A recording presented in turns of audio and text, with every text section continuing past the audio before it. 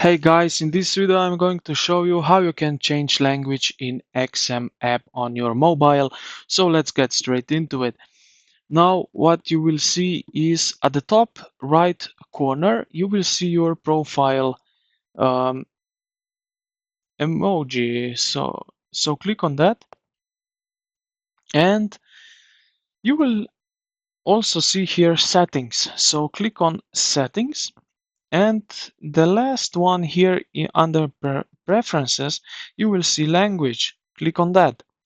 Now here you can change language to whichever you want.